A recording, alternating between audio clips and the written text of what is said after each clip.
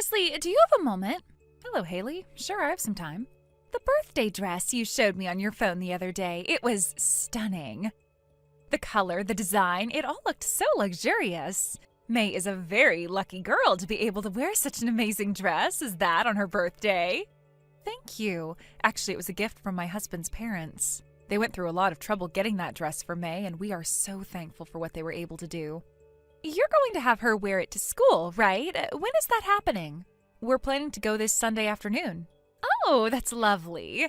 Are you going to take commemorative photos as well? Yes, we are. My father-in-law happens to have a friend who owns a photo studio, so we're planning to take the photos there. Wow, that sounds amazing. So extravagant and thoughtful. Meanwhile, in our family, things aren't so rosy. My husband's family barely gets by with their low salaries, and my husband himself is on such a meager paycheck. For Miley's birthday, we didn't get a single thing to celebrate. Can you believe that? Not even a token gift. Oh, I see. I'm not really sure what to say to that in response. That's all you've got to say? I beg your pardon? I mean, come on. You know what I'm getting at, don't you? I'm sorry, Haley, but I'm not sure I do. Could you clarify? Oh, seriously, you are so dense sometimes. I'm really sorry if I'm missing something here. What I'm saying is, how about giving May's birthday dress to Miley? That would solve everything. Excuse me? What on earth are you talking about? Like I just mentioned, it's a gift from my husband's parents. It's not something I can just give away to someone else. Wow, stingy much? Your father-in-law is some kind of high-level company executive, isn't he?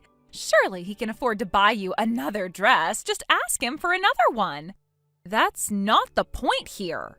This isn't about whether or not we can get another dress. It's about treasuring the thoughtfulness and the sentiment behind the gift they sent us. Oh, come on. If you're so focused on treasuring thoughtfulness, how about considering my heartfelt desire to give Miley a proper birthday celebration? I just want to make sure my daughter has something special to wear on her big day. Are you seriously going to dismiss that? Doesn't that seem a little contradictory to your values? If you're so set on making your daughter's birthday special, shouldn't you, as her mother, take responsibility and arrange something for her? Isn't that what being a parent is all about? That's exactly why I'm coming to you and asking for your help. All you need to do is say, sure, you can have it, and this whole thing is solved. Miley gets to have a proper birthday celebration, and we all go home happy. Why are you being so difficult about this? Just give me the dress already. I'm sorry, but no, I can't do that. Wow, you're seriously so stingy. Fine, if you won't give it to me, how about just letting Miley borrow it on Sunday morning? What? You said May is wearing it in the afternoon, right? That means it's free in the morning, doesn't it? No, it doesn't work like that. There's time needed for dressing her up and getting everything prepared. And besides, why should Miley get to wear it first? It's my daughter's dress, not hers. Oh, for heaven's sake. You're the one who's being stubborn and refusing to give it to me, so here I am trying to compromise. I'm not asking for the dress permanently anymore. I'm just asking to borrow it for a few hours in the morning. And since you're using it in the afternoon, there shouldn't be any problem. I'm even going out of my way to adjust the schedule for you. Honestly, you're the one being unreasonable right now. If you're so concerned about it, why don't you just rent a dress? There are plenty of rental shops where you can get a nice dress for around $100. What? Why would I waste my money on that? If I can just borrow May's dress, it won't cost me a single cent. Why would I go out of my way to spend money unnecessarily when there's a simple and cost-free solution right in front of me? Wait, are you seriously calling your own daughter's birthday celebration an unnecessary expense? That's just... I don't even know what to say to that. All right then, I'll come by to pick up the dress on Sunday morning. What? No, I never said I'd lend it to you. Stop being so selfish and acting like a child. By the way, I remember you're good at putting on dresses, aren't you? I'll bring Miley along so you can help her get dressed too. Absolutely not. I am not lending the dress, and I am certainly not helping with the dressing.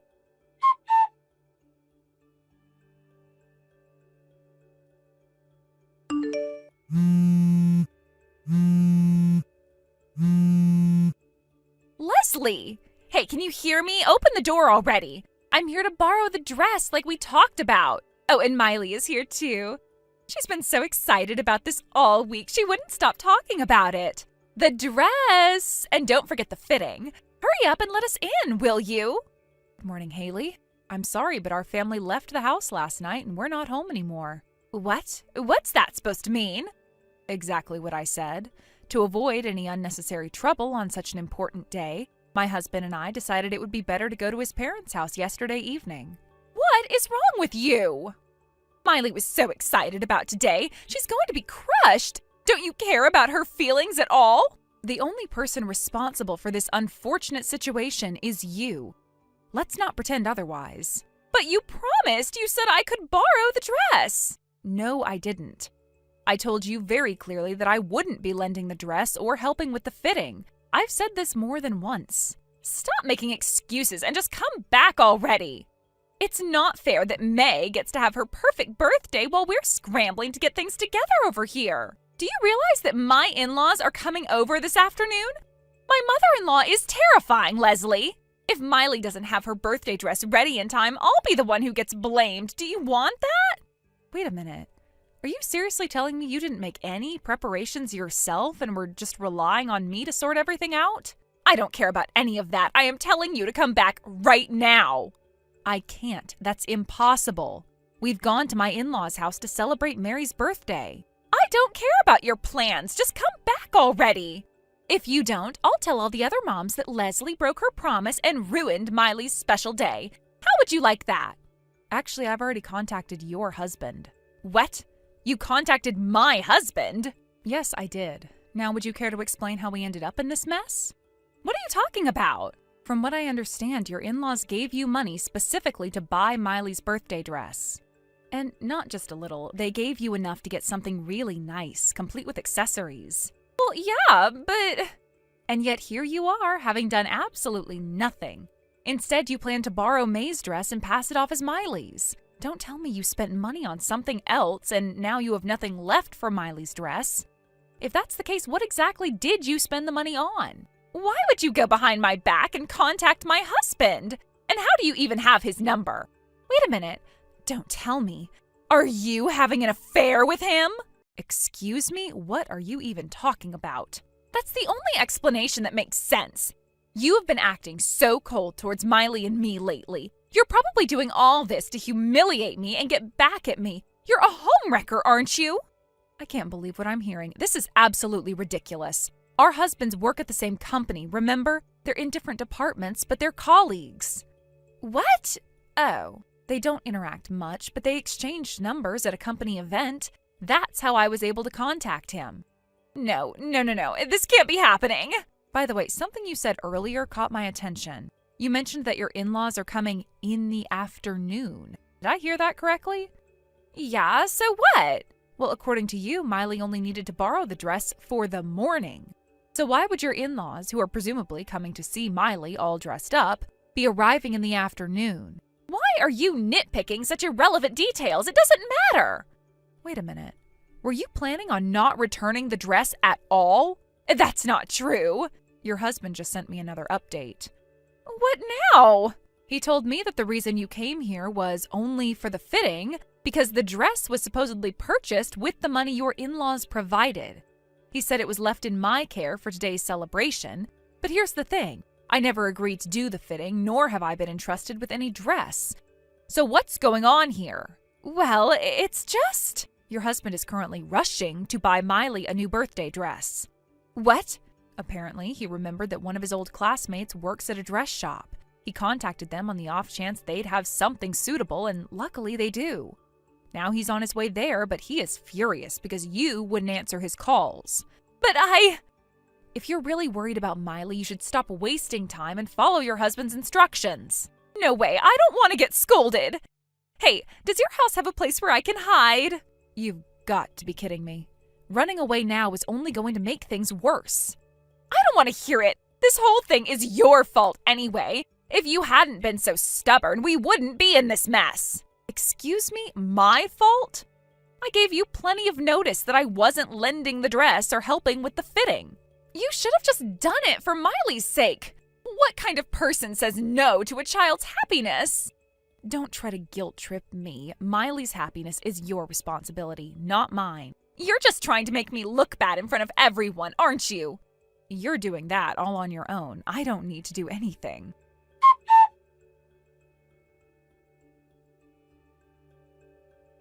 Haley was picked up by her husband, who rushed over to my house in his car. The urgency in his movements was apparent, but Haley seemed unbothered, almost calm, as if the situation wasn't anything out of the ordinary.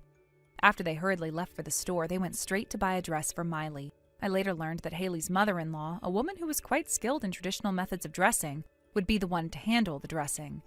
Haley and her husband arrived in the afternoon, and once there, her mother-in-law did what she did best, taking great care to make sure that Miley looked her best for the important occasion. Somehow, despite everything, Miley was able to wear the dress she was meant to wear, and her appearance could still be called a triumph, given the circumstances. The dress was beautiful, the setting was warm, and despite the underlying tension, they managed to pull off what was supposed to be a memorable day for Miley. But the story didn't end there. Things weren't as simple as they seemed on the surface. Once I learned the full details, everything became clear, and it left a bitter taste in my mouth. The money that Haley's in-laws had set aside for Miley's dress, something they had been saving for a long time, was now gone. Instead of being used for its intended purpose, it had been spent on something entirely different. Something that no one could have anticipated. Haley had used that money for a high-end beauty device for herself. It was a luxurious, extravagant item, one that had no connection to the family's needs or to Miley's special day. The purpose of the money, which was supposed to go towards an important family event, had been hijacked for personal indulgence.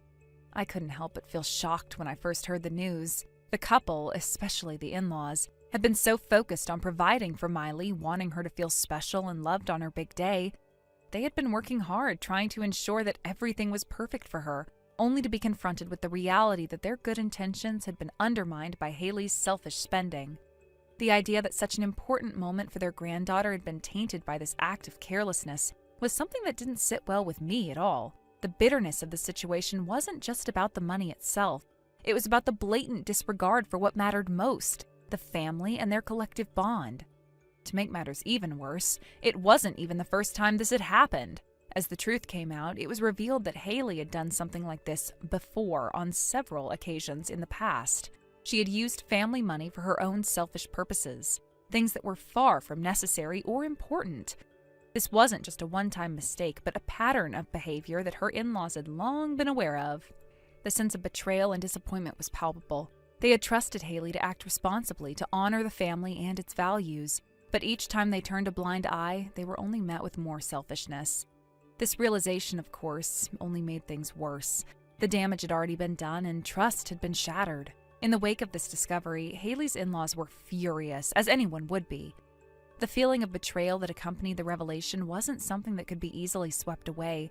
They had tried to support Haley, tried to give her the benefit of the doubt, but it was clear that things had gone too far. The consequences of Haley's actions were inevitable. Her in-laws decided that they would no longer allow her to manage the household finances. They were taking control, and not just of the money, but of the household itself. It wasn't just a simple matter of money anymore. It was about respect, responsibility, and trust. The decision was made quickly, and the change would be permanent. Haley's in-laws would move in with them. This wasn't just a temporary arrangement. This was a drastic shift in the household dynamics.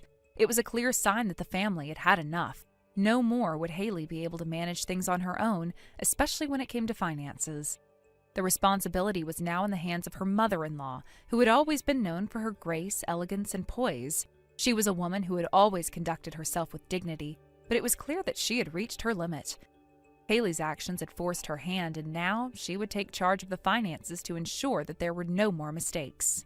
As for Haley, the situation was overwhelming. She found herself under constant scrutiny, something that she had never experienced before. Every day, her mother-in-law would give her stern lectures, not out of malice, but out of necessity. Haley needed to learn, and learn quickly, that there were consequences for her actions. She couldn't continue to live in a world where money was something to be spent without a second thought. Her family's well-being and the future of her daughter depended on it. The lessons were harsh, but they were also necessary. Every day, Haley felt the weight of the education she was receiving, one that she had never asked for, but one that would shape her for the rest of her life. Her mother-in-law, though kind and well-meaning, was not one to let Haley off easily. The lectures were frequent and they were filled with disappointment and concern.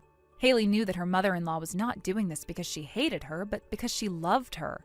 She was teaching Haley the hard lessons that no one else had been able to teach her. Haley had grown accustomed to living a life of indulgence and excess, but now she had to face the consequences of that lifestyle. The lessons were tough, and at times Haley felt as though she couldn't breathe. It was like she was suffocating under the weight of her own mistakes. Her husband, too, found himself in a difficult position. He loved Haley, but he also loved his parents. It wasn't an easy decision for him to make, but in the end, he supported his parents' choice. He couldn't ignore the fact that Haley had used their money for their own selfish purposes. He had always tried to protect her, to shield her from the consequences of her actions, but this time there was no hiding. The damage had been done, and it was something that could not be undone. He had to choose between loyalty to his wife and loyalty to his parents, and in the end, his loyalty to his family won out. For Haley, the realization hit hard. She had always prided herself on being independent and capable, but now she was forced to confront the reality that she had failed. She had failed herself, her family, and her daughter. The decisions she had made, the actions she had taken, had all led to this moment, and there was no going back. Haley had to come to terms with her own actions, something that she had been avoiding for so long. The road to redemption was long, and it was unclear if she would ever be able to regain the trust that had been lost. But for now, all she could do was accept the lessons that were being forced upon her and try to rebuild her life from the ground up. As for Miley, her future was uncertain. Haley knew that she had to be better, not just for herself, but for her daughter. She couldn't let Miley grow up in a world where selfishness and irresponsibility were the norms. She had to change, and she had to change now. But whether or not she could live up to the expectations of her in-laws and her family was something that only time would tell. It was a sobering thought, and one that Haley could not ignore. But perhaps, in the end, this would be the wake-up call that she needed. Maybe this was the start of something new, a chance for Haley to rebuild her life and earn back the trust that she had so recklessly thrown away. Only time would tell if that was possible. The consequences of Haley's actions had not only impacted her own life, but had rippled through the entire family. It wasn't just about one moment or one mistake. It was about the trust that had been broken and the family dynamics that had been irreparably changed. As Haley tried to navigate the new reality that had been thrust upon her, she had to come to terms with the fact that her actions had consequences beyond just herself. The relationships within the family would take time to heal, if they ever could. And for Haley, the true challenge would lie in her ability to prove that she had learned from her mistakes and could once again earn her place within the family's trust. Thank you for watching and listening. We hope you enjoyed the video. Don't forget to like this video and subscribe. Also, feel free to leave a comment about what you thought of the story. We look forward to seeing you at the next story. Hey, Erica! Erica, can I talk to you for a second? Oh, hi, Jasmine. What's going on? You sound pretty excited about something. I heard something really interesting about you the other day. I mean, I couldn't believe it at first, but now that I think about it, it all makes sense. Something interesting about me? Oh, what could that be? So apparently you're the daughter of the manager of that super famous French fry shop, Frenchy Fries? You know, the one that was featured on TV recently. Everyone's been talking about it. Oh, yeah, I guess you could say that. My dad's the manager of the main branch, and he's been running the place for a long time now. He's very hands-on with everything there, literally. He's usually the one cutting the potatoes by hand most of the time. Wow, that's so cool. So that means you totally know how to make those hand-cut fries too, right? I mean, it just makes sense if your dad is the one managing the place and doing all the work. Well, I mean, sort of. I've watched him do it a lot over the years, so I guess I've picked up a thing or two. But honestly, my attempts are more of an amateur imitation. It's nothing compared to the real deal. Still, that's really impressive. I bet you could make fries that are almost as good as the ones at the shop if you tried. And I'm guessing the shop's been getting a ton of customers ever since that TV feature aired. Am I right? Yeah, from what I've heard, business has been booming lately. The TV feature definitely helped bring in a lot of new customers. That's amazing. I'm so happy for you guys. Oh, by the way, I'll take 5 servings for my family, okay? Wait, what? 5 servings? What are you talking about? Yeah, 5 servings of fries. You know, it's New Year's Eve today, and we thought fries would be a great treat to celebrate. So I'm placing an order for delivery. Just to clarify, you telling me about it doesn't actually count as placing an order.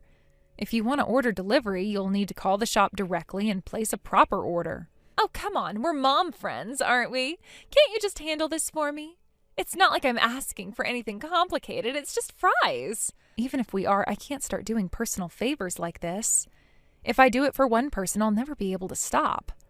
Everyone would start asking me for favors, and it would quickly get out of hand. Oh, stop being so difficult. It's not like I'm going to tell the other moms about it. This can just stay between us. That's not really the issue here. Fine. Listen, here's the situation. My in-laws are visiting us right now, and my mother-in-law, in particular, saw the feature about Frenchy fries on TV. She got super excited about trying it, so she called earlier to place an order. But guess what? She was told that they weren't taking any more orders for delivery today because it's already fully booked for New Year's Eve. She got turned down, and now she's really disappointed. Oh, I see. Yeah, I did hear that the shop decided to stop taking delivery orders for today. It's probably because they were worried they'd be overwhelmed by the sheer number of requests after the TV feature aired. Exactly. That's why I need you to step in and help me out here. You're the manager's daughter. You can pull some strings, can't you?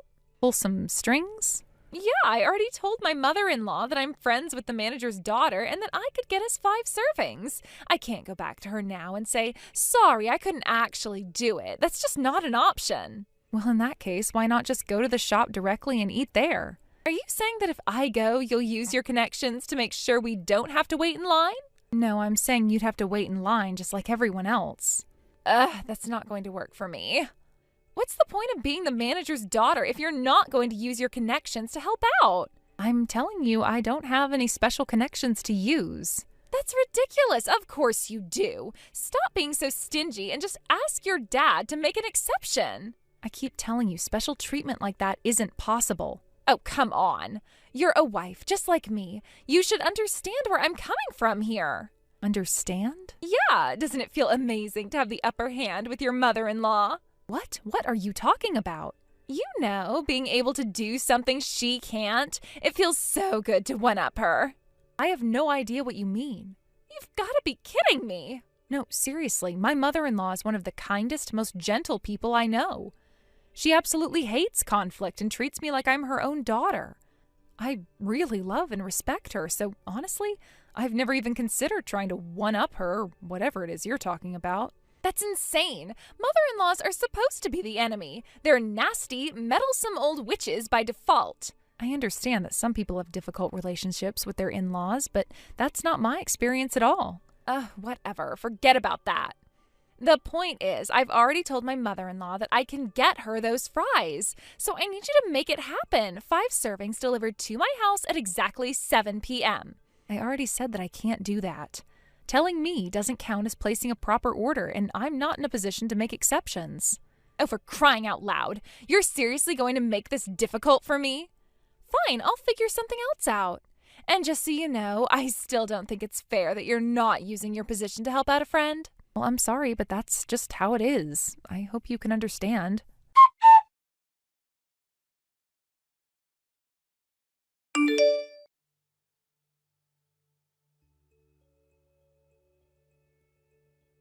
Hey, Erica, what's going on? It's already past 7.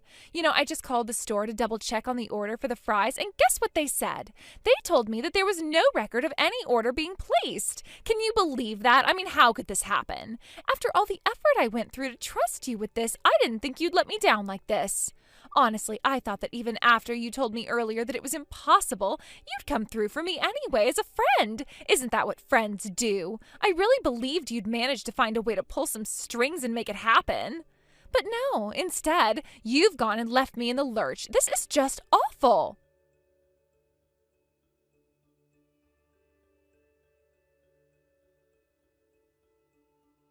Why aren't you answering my calls, Erica? What is going on with you? Are you seriously ignoring me right now? And another thing, why haven't you even read my messages? They're still showing as unread. Is this your way of brushing me off? Is this some kind of joke to you?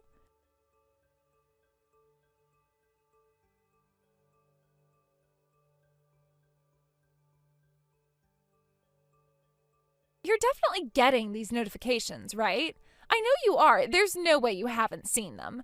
So what's stopping you from responding? You owe me an explanation, Erica. Stop ignoring me and pick up your phone.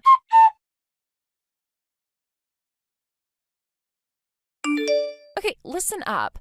I've made a decision, and here's what's going to happen now. I told my family that the reason we couldn't get the fries delivered is because there was a mistake on your part and on the store's end. So to solve this little problem, we've decided that we'll just come over to your house instead. Problem solved, right? Look, you're probably already prepared to feed your own family tonight, aren't you?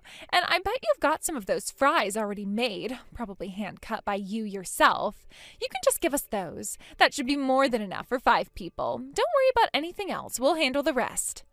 We're coming over with the entire family. Me, my husband, the kids, and even my in-laws. We'll be there in 30 minutes, so I expect you to have everything ready by the time we arrive.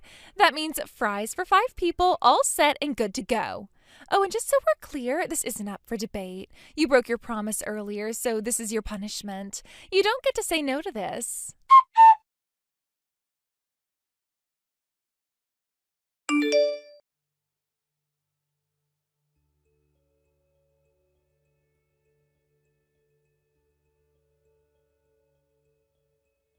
Hey, Erica, I know you're at home. Don't try to deny it. I can't believe you've gone and turned off all the lights in your house just to pretend that you're not home. That's incredibly mean and childish. What kind of person does that? Listen to me. Today is the last day of the year, okay? It's New Year's Eve. Shouldn't we both be doing everything we can to end the year on a positive note? Shouldn't we be wrapping up the year with good vibes and a sense of accomplishment? Don't you think that's what we should be focusing on right now? So why don't you just open the door and let us in? My kids are outside in the freezing cold crying because they're hungry and uncomfortable. And did I mention that my in-laws are with us? Both my mother-in-law and my father-in-law are standing out here too. Even my husband is furious with how you're treating us. He's saying that your behavior is completely unreasonable and disrespectful. We came all the way here in this cold weather just to give you the chance to make things right. The least you can do is let us in and serve us the fries. It's not that hard.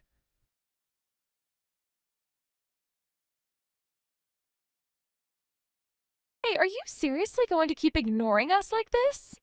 Pretending you're not home is only making things worse. If you don't open the door and let us in, I swear I am going to tell all the other moms in our group chat about this.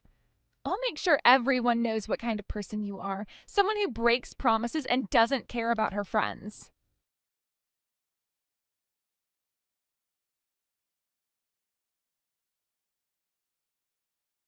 And what's this? You're still not reading my messages? Are you seriously leaving me on unread again? Are you kidding me right now? This is beyond frustrating, Erica. I've had enough of your nonsense. Open the door already.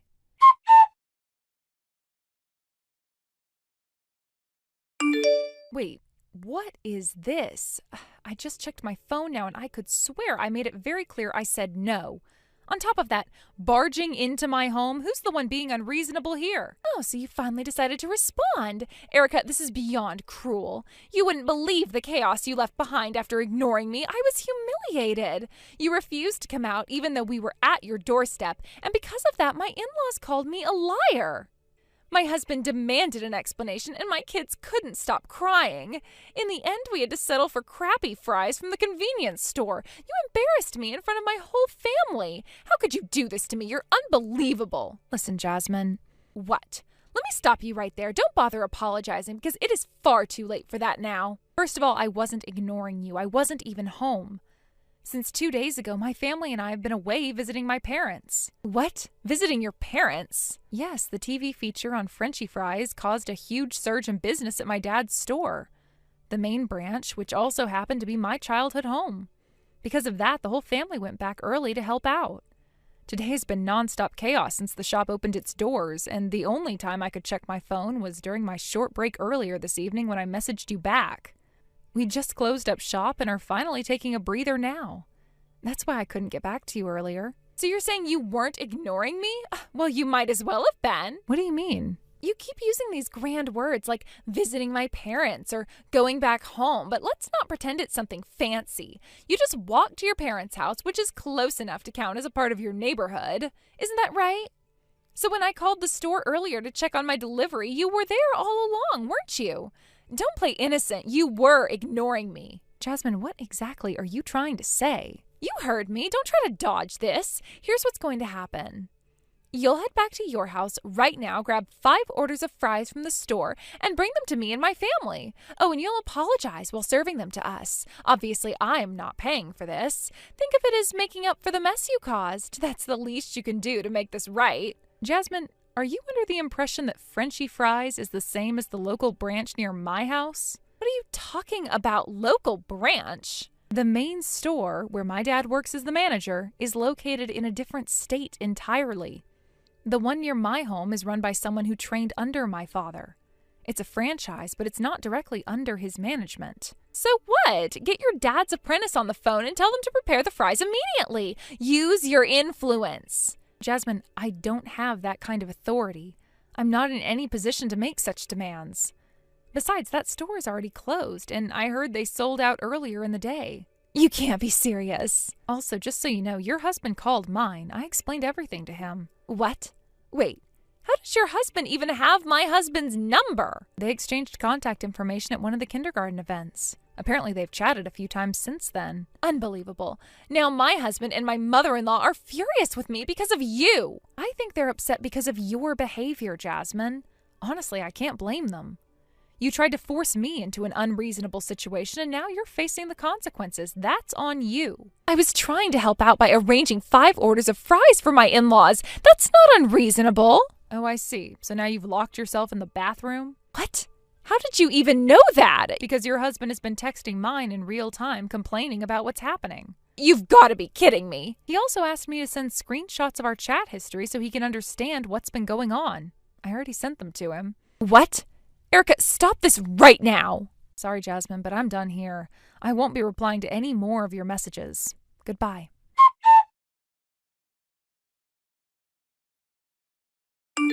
After that, the updates from Jasmine's husband kept coming in through various channels.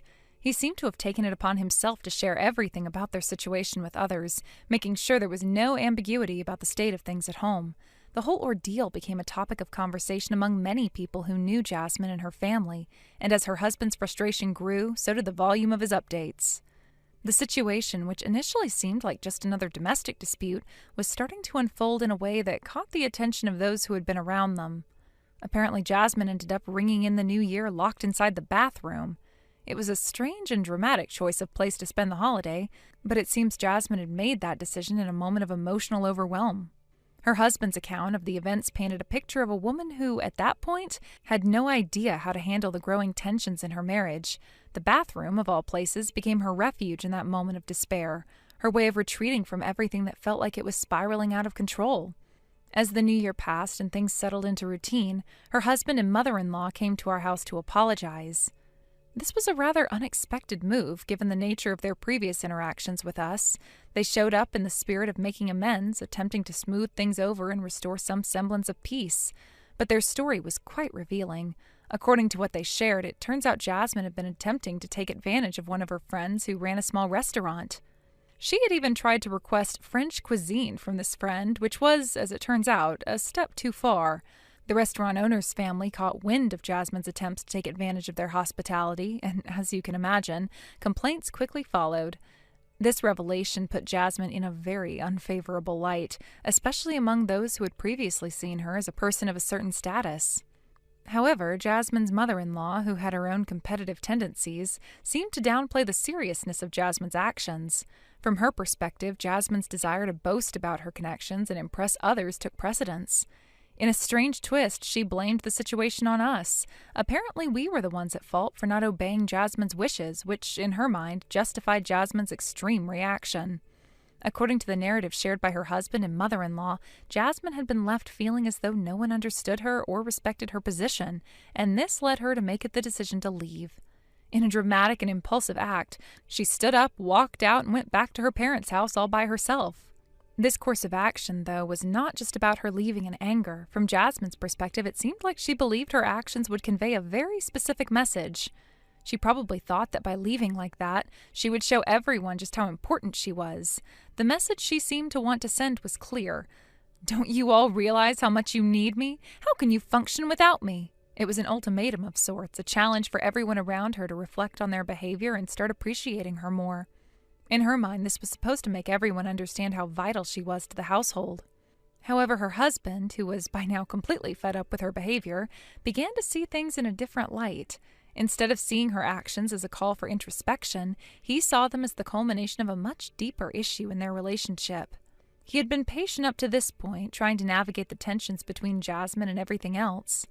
But Jasmine's extreme response, her need to create a dramatic exit, pushed him to the edge.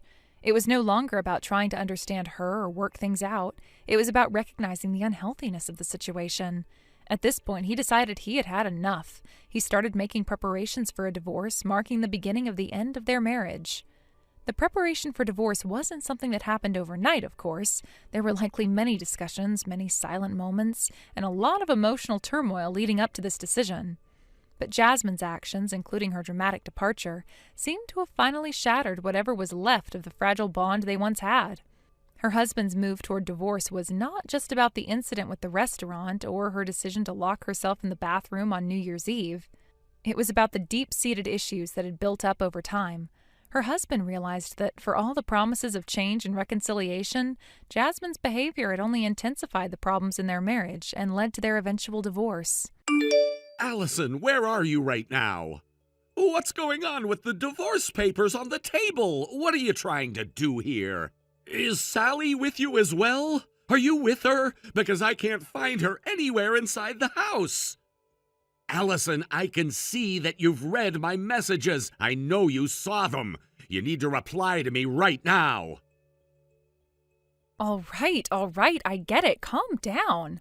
I'll answer your questions now. So about the divorce papers, that's exactly what you think it is. And yes, Sally's here with me too. So there's no need for you to be worried about her anymore. That's not an answer. You're still avoiding the important question I've been asking you. Where are you? I need to know the exact address. Where are you two right now? I'm not telling you. There's no reason for me to share that. So, why do you want a divorce? What's the reason behind it? Why did you take Sally without even telling me, without any explanation? Okay, let me get straight to the point. The truth is, Sally isn't your child. What do you mean by that? What are you saying? Sally is actually Brad's child. She's mine and Brad's child. Brad? Yeah, Brad. You know, the one from your university. He was in the same department as you. He was my ex-boyfriend. Brad. You know the one. Wait, hold on. Are you serious right now? Are you telling me that for the past 7 years, ever since we got married, you've been hiding this from me? You've been carrying on some kind of secret relationship with Brad all this time? Please don't misunderstand. I need you to hear me out clearly. Dave, Brad left for America 6 years ago, but before he left, the last night he was here, we met up. It was a reunion after all those years, and it was on that night that Sally was conceived. Wait a minute. You're saying that all of this happened after we were already married? After we made this commitment to each other? Yes, that's right. It's true. But you know what? At this point, it really doesn't matter anymore. We've decided to separate, so everything that happened before or during our marriage, it doesn't change anything now. So you're saying you're trying to get back together with Brad now? Is that what you're telling me? Yes, that's exactly it. Brad has been very successful over in America. He's coming back to Japan now, and he's made quite a name for himself. He didn't have any money back when we were together, and that's why he couldn't propose to me back then. But now, after all this time, he's established himself. He's got everything. With the success he's achieved, he can offer both Sally and me a life that's much better than the one we've been living with you. That's why it's only fair, it's only right that Sally goes with her real father now. So you're gonna be with Brad again. You're just gonna leave everything behind. And you expect me to just accept all of this without any proper discussion? Look, we need to sit down and have a proper conversation about all of this. Only after we talk things through should we decide if we're really going to get a divorce. You can't just make that decision on your own. I don't want to talk anymore.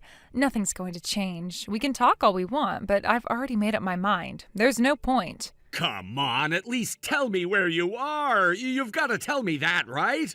I just need to know where you are. You can't keep hiding from me like this.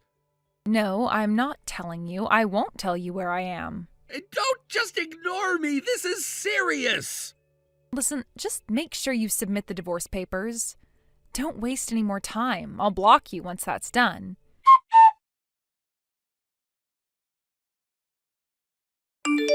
Dave, it's been a while since we last spoke. This is Maya, Allison's younger sister. I hope it's all right to contact you now. Oh, Maya, it's been so long. It's good to hear from you. First, I have to apologize for what my sister's done. She's gotten herself into quite a mess, and I honestly don't know how to apologize for it. It's such a serious issue, and I'm really lost for words about how to make it right. I never imagined things would turn out like this, and it's really hard to process. No, Maya, there's no need for you to apologize on her behalf. I can't imagine how difficult it must be for you, but I guess I'm not surprised to hear that the news has reached you, right? Yes, I think it was inevitable that you'd find out. Allison specifically told me not to say anything, but I couldn't keep it from you any longer. I'm currently taking care of Sally at my place. Wait, what? Are you saying you're looking after Sally? Yes, that's right. It wasn't safe for her to stay in our hometown, so I offered to have her stay with me for now. The thing is, my place is about an hour and a half away from you. It seemed like the best place to hide her without being easily discovered. I know it's far from where you live, but I thought it would be safer for her to be with me. I see. That makes sense now. So that's why Sally has been missing school recently. Do you know where Allison is right now? Have you heard from her? Allison rented a monthly apartment somewhere and has been staying there for the time being. I don't know exactly where she is, but I think she's trying to keep a low profile. I haven't spoken to her much since, and she hasn't given me any details about her exact location. I see. And is there anything else you can tell me about what's been going on? Anything important? Well, she's been focusing a lot on herself recently. She's mentioned that Brad is coming back from overseas in about 2 months.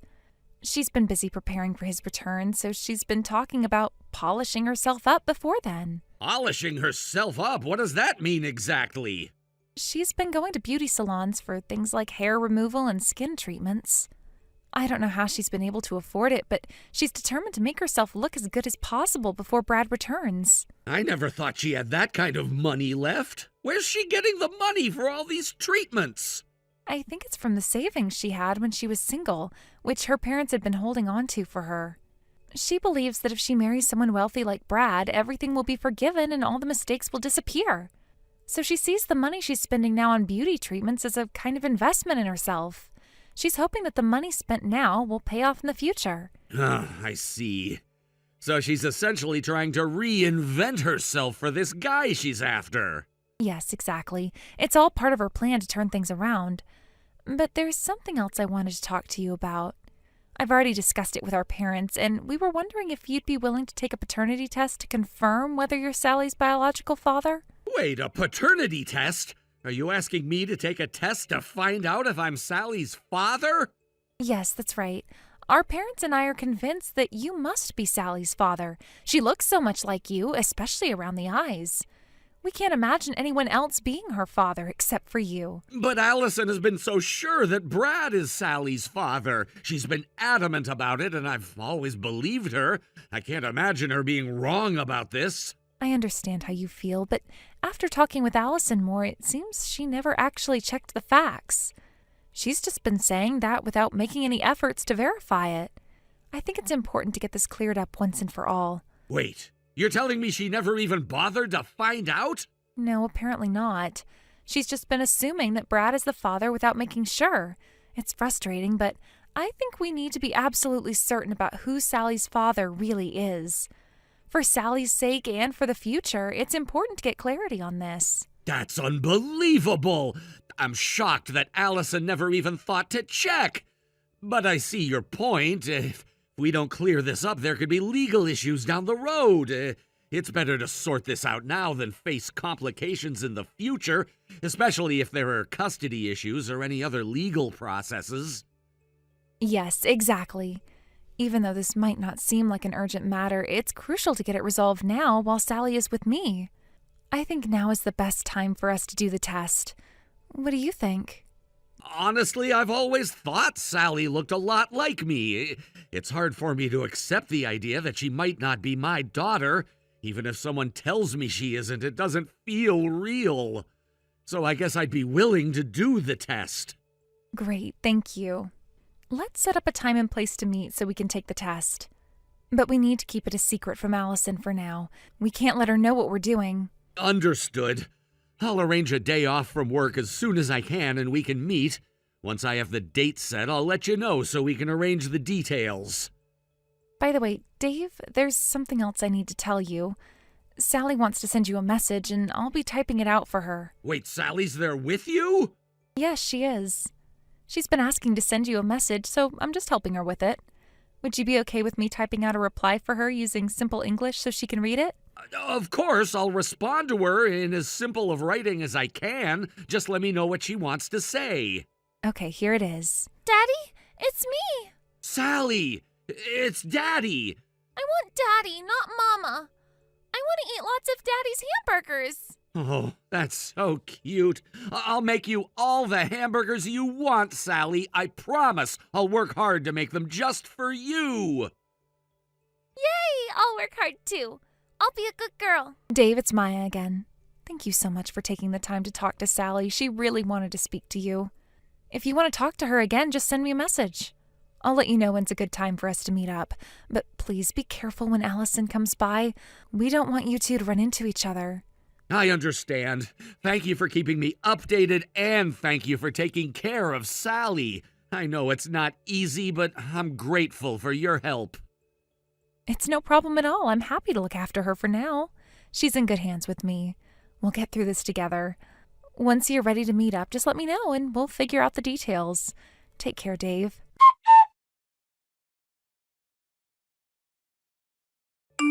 What the hell is going on here? What do you mean by this DNA test for the child? Did it arrive?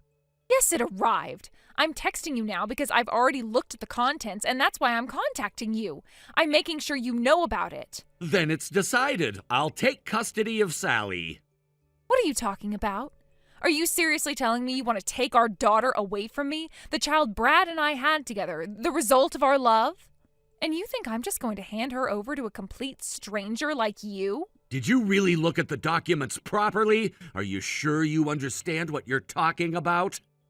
I looked at them, okay? You went through all of this trouble just because you don't want to divorce me? You think I'll just fall for some fabricated lie like this? It's real. You don't have to believe it if you don't want to, but it's the truth. Whether you like it or not, those are the facts. What? How can that be true? As you can see, the results confirm that I'm Sally's biological father. I had the test done at 3 different places, and all 3 came back with the exact same result. There's no mistake here. No. You're lying, right?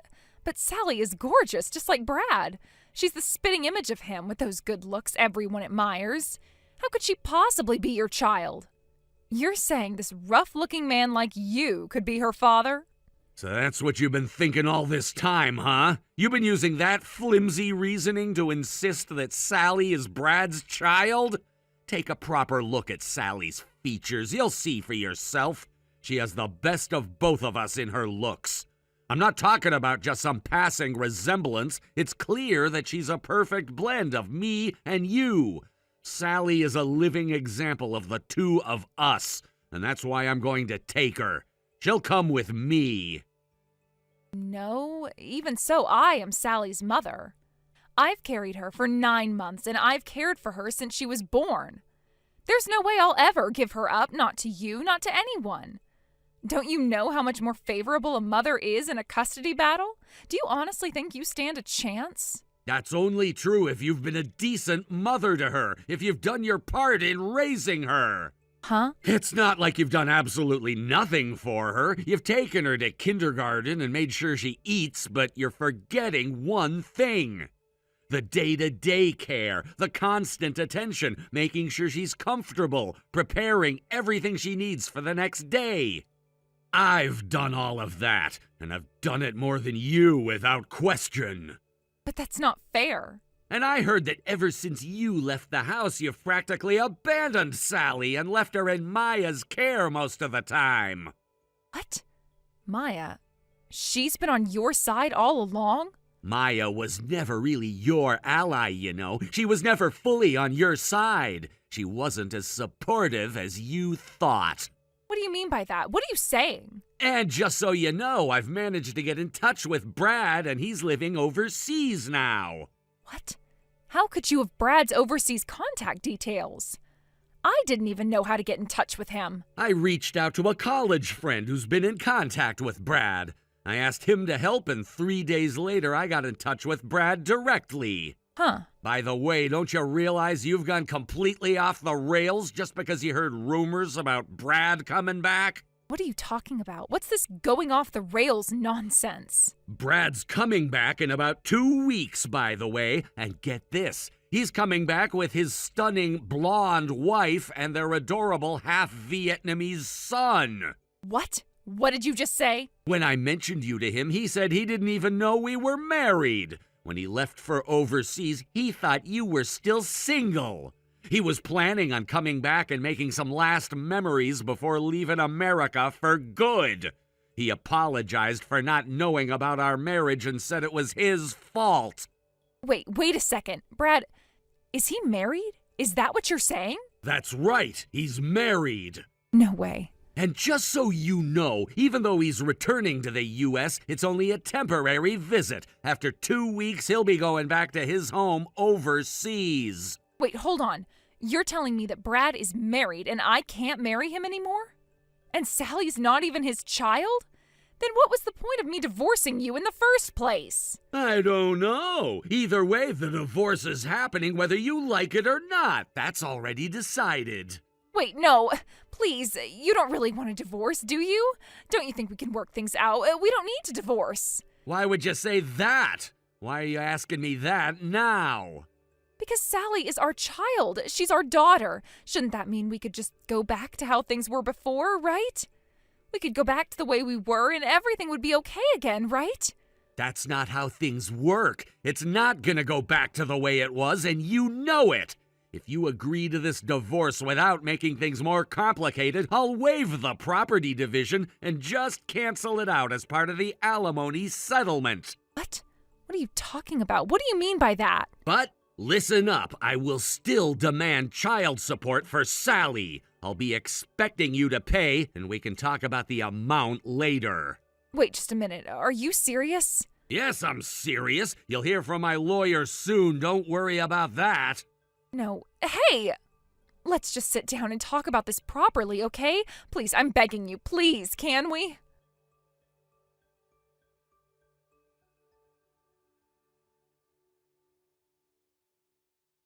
Reply to me!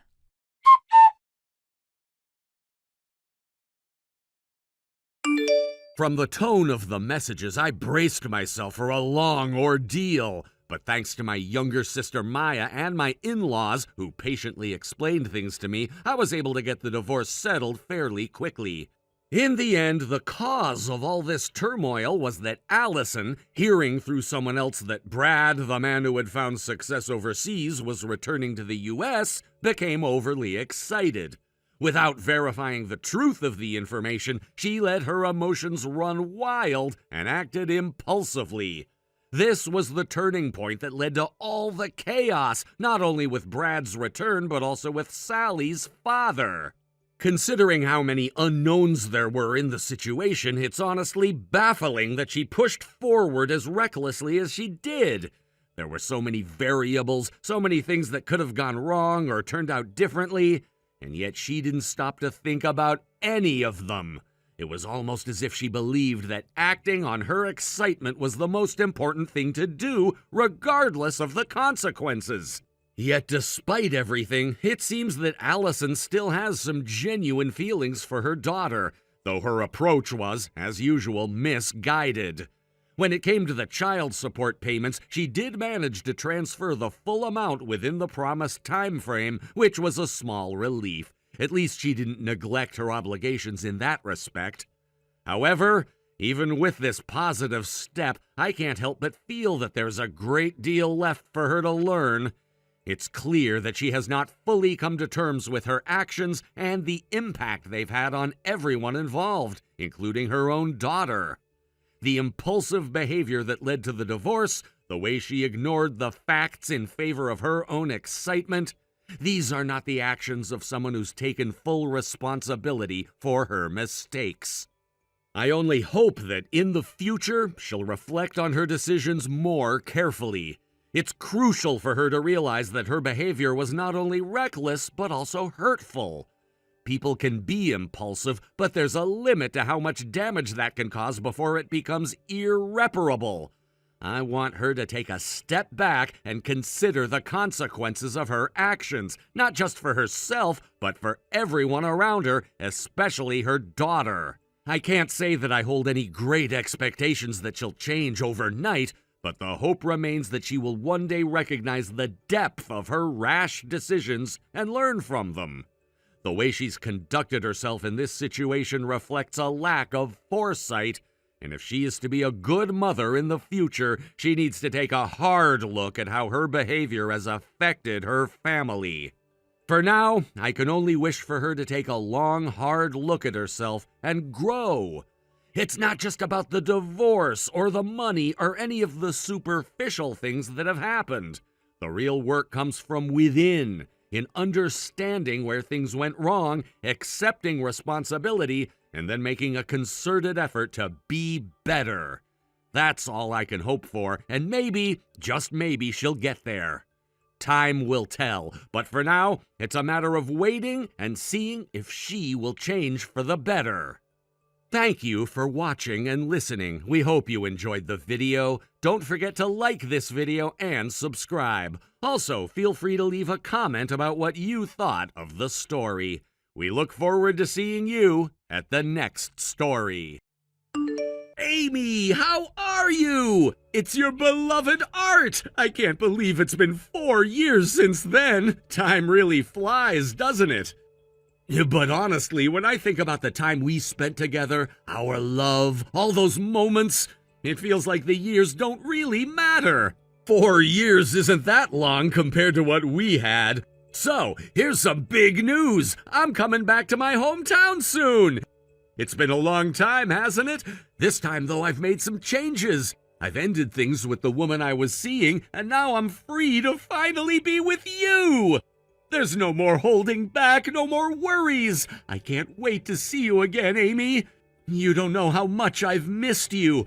The thought of eating your home-cooked meals again makes me so happy, I can hardly stand it. Seriously, it's making it hard for me to sleep at night, just knowing that soon we'll be together again.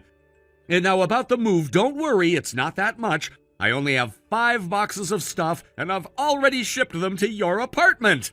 I've used a delivery service, so they should be there tomorrow.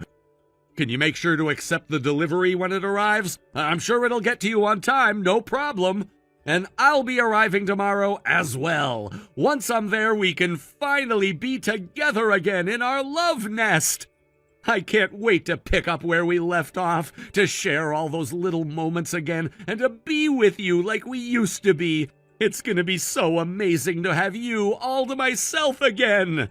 So, Amy, get ready. I'm on my way, and I can't wait to see you.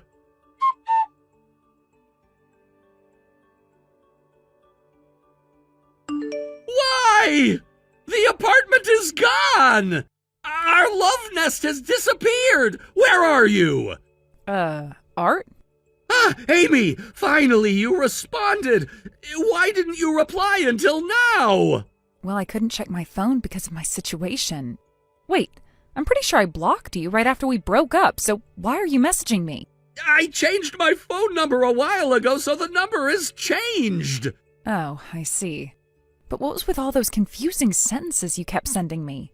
That's not important right now. Your apartment is gone. What's going on? I'm sure I didn't make a mistake with the address, and the surrounding scenery hasn't changed much, but only our love nest is gone.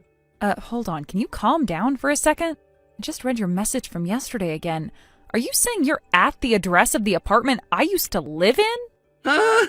The one from before? I moved out of there a long time ago.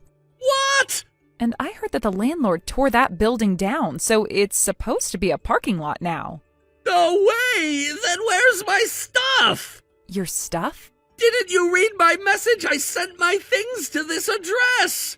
Well, in that case, maybe it was returned to the sender due to an unknown address, and they've got the delivery agreement or something. No, what are you talking about?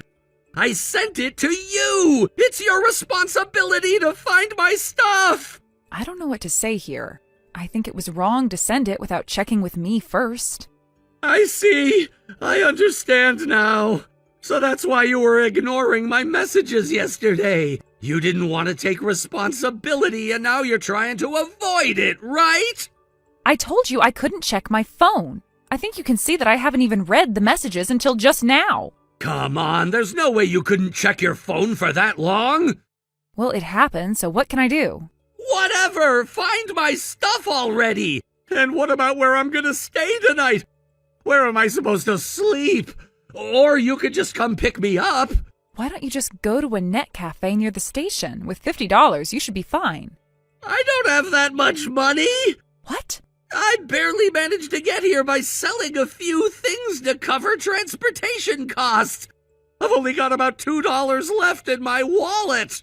What's with your finances? What else can I do? The girl I was living with until recently went and found herself another guy, took all the money, and left me. Oh, wow. Because of that, I couldn't pay rent and got kicked out of the apartment, so I came all the way here thinking I'd get back with you. But you just moved without any notice. I'm not obligated to report to my ex about moving. Stop making excuses and just come pick me up. Not happening. Why? Because I'm on an overseas trip with my family. That's why I couldn't check your messages yesterday. When you're on an international flight, you have to turn your phone off. Wait, you're going with your family? Who are you with? You don't like overseas trips? You always said that. I'm with my husband and kids when we're on a family vacation. I never had any intention of getting involved, but now I'm stuck in another country, so it's impossible anyway. Wait, you got married? Yes. And you've got kids? When did this happen?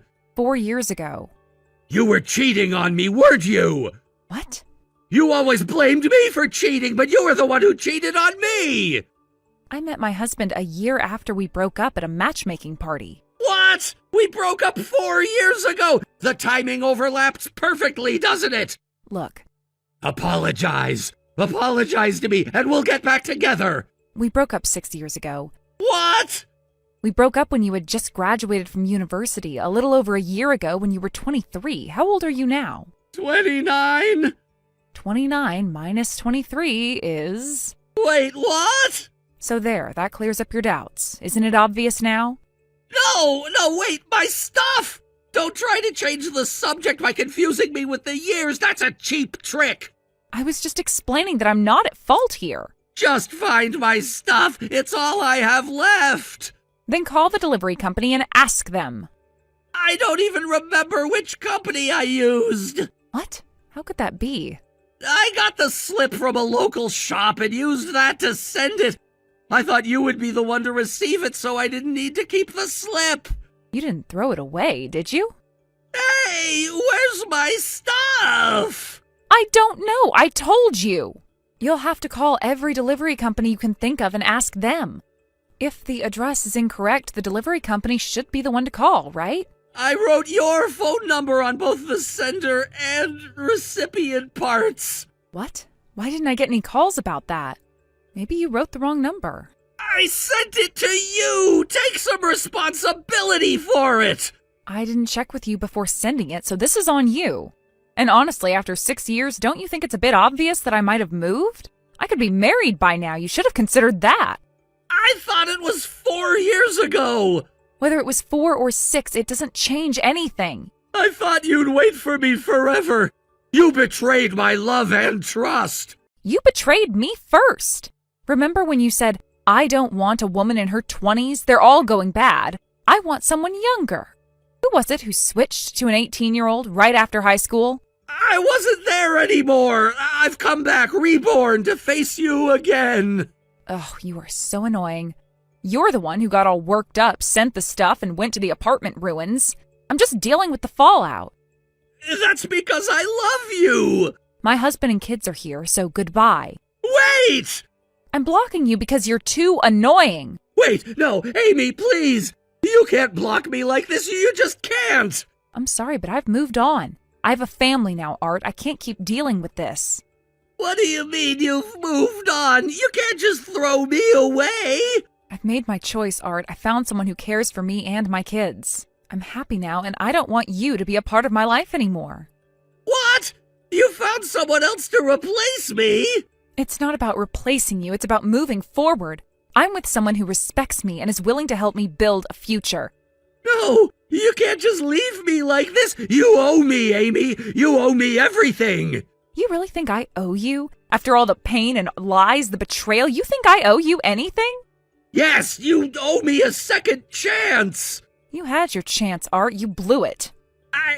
I don't know what to do now. I'm stranded here with nothing.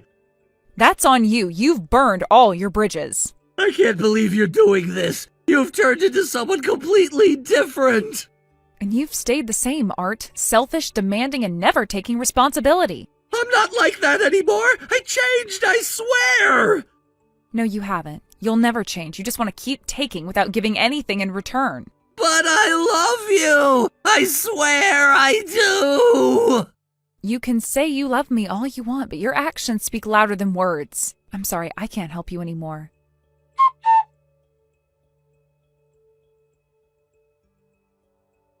I thought it was such an annoying message, especially the beginning part.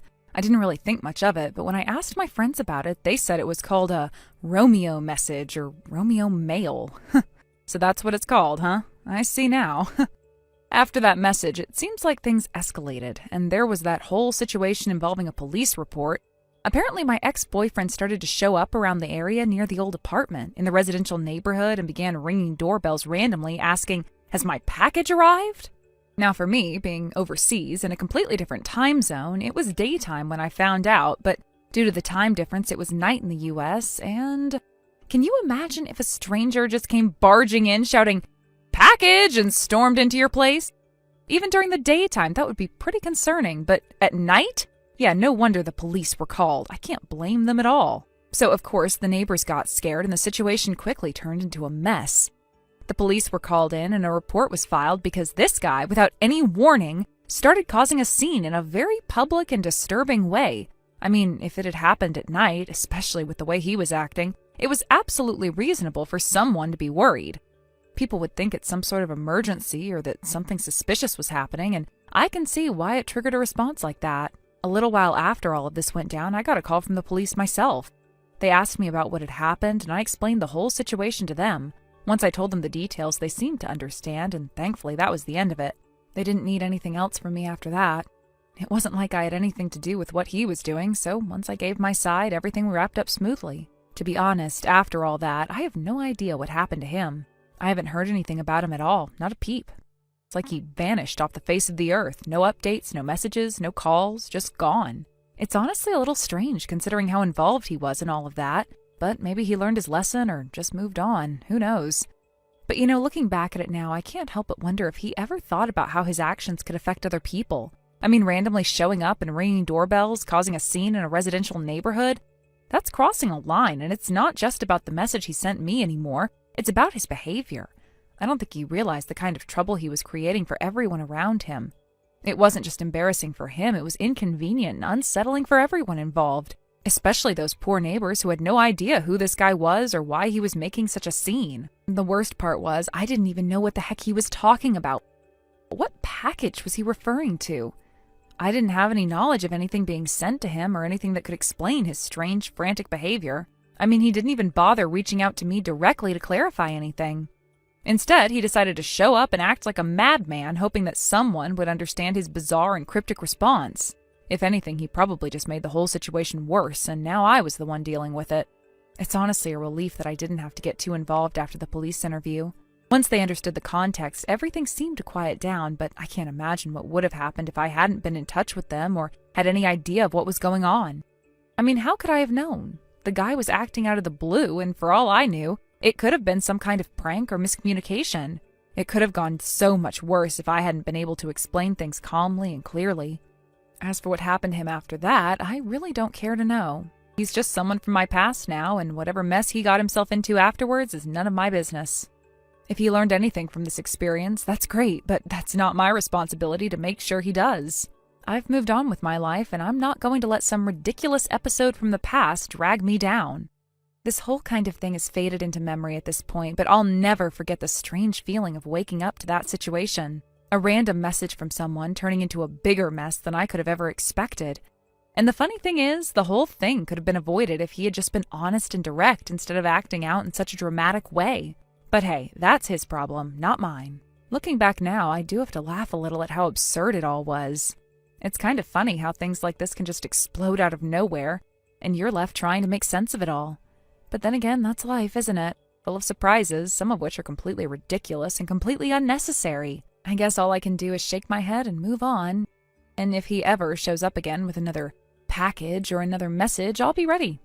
But for now, it's just one more strange chapter in the book of my life that I can look back on and laugh about. It's really strange to think that something so small like a message could turn into something so big. It wasn't even a situation that needed to escalate the way it did. I mean, at the end of the day, all he had to do was ask calmly or just give it some time instead of showing up like he did. It's almost like he couldn't even fathom how his actions could affect anyone else, and now here we are with a completely out-of-control situation. It kind of makes me wonder about how some people handle their emotions.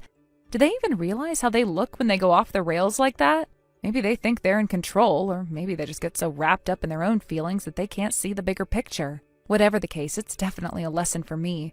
When you have a problem, the last thing you should do is create a bigger problem for everyone else. I've heard people say that sometimes we all need to learn the hard way, and maybe that's what happened here. He probably thought his actions would get him something, closure, answers, I don't know. But in the end, it just made everything worse. Sometimes the best way to handle a situation is to take a step back, breathe, and really think before you do anything that could blow up in your face. But again, that's something I don't need to worry about anymore. It's in the past, and I've moved on. Maybe this guy will figure it out eventually, maybe not. All I know is I'm not going to lose any more sleep over it. If I've learned anything, it's that things like this are just a part of life, and they happen for a reason. Sometimes you don't even realize the lesson you're learning in the moment, but looking back, you can see it so clearly. The funny thing is, though, despite everything that happened, it almost felt like a wake-up call for me in a way. Not that I was emotionally affected or anything. No, that ship sailed long time ago. But it made me realize how sometimes the most unpredictable situations can have a ripple effect. Even though this wasn't a life-altering event or anything that dramatically changed my life, it made me reflect on how things work in relationships and what kind of people they involve. You can't always anticipate what someone will do when things go wrong, but you can control your reaction to it. Thank you for watching and listening. We hope you enjoyed the video. Don't forget to like this video and subscribe. Also, feel free to leave a comment about what you thought of the story. We look forward to seeing you at the next story.